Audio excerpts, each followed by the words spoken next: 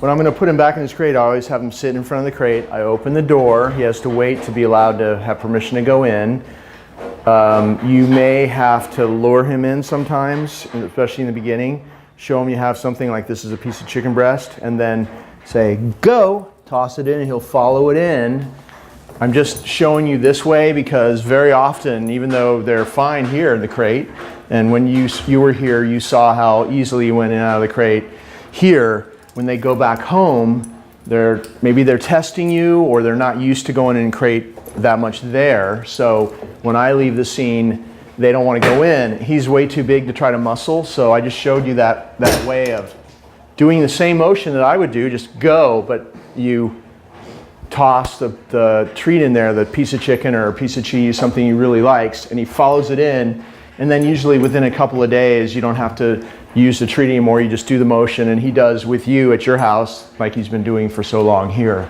But that's the way you put him in his crate, and of course you always secure the crate door. This is a different type of door than you have. You have one where you just turn the knobs and it connects, but this one we have to put those things in manually. But anyway, it's the same thing. And here at our place, he is sleeping in the crate every night.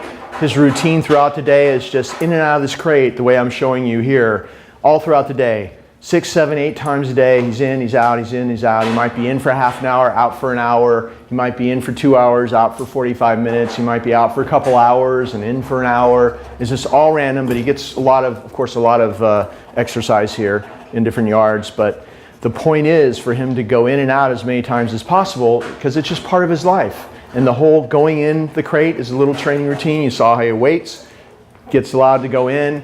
Coming out is part of the training routine. He respects this boundary because if you're in charge of the boundary that goes in and out of his den, he's going to perceive you as being more serious, more in charge. And this is just one of the pieces of the puzzle. It fits together with all the other things we're showing you that changes his perception about you, makes him feel safer with you because he thinks you're the boss now instead of a possession to guard.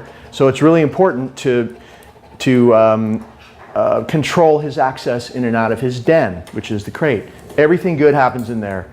You give him his food in there, chewies, bones, treats. Every time that I put him in, he gets a reward. Every time I take him out, he gets a reward. Then we let him out. So his association with this crate is where he thinks it's the greatest place ever because only good stuff happens in there. And then you're the one that allows him in and out. So that's why this is valuable.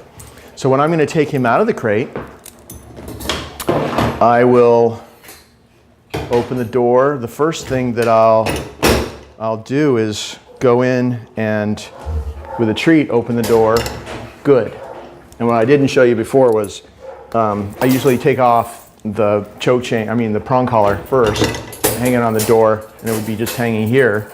When I take him out, I'm going to hook it up to the leash first so it's ready to go. And open the door, give him a treat, just quickly put this prong collar on. It's really easy to do that way. He's very calm. He'll just stand there and wait for you to do it.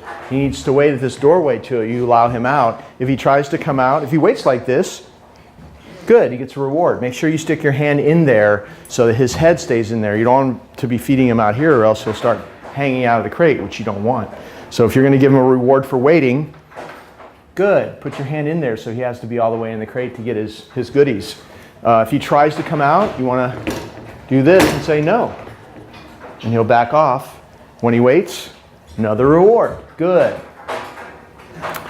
So to let him out, you pat your leg and say, okay, he's going to come out. I'm going to do a little left turn here, turn into him. So I'm going to go back and close this door because it's a very exclusive place in there if this door is always closed. So he can't get in until you allow him in again. So you always make sure you close it when you take him out.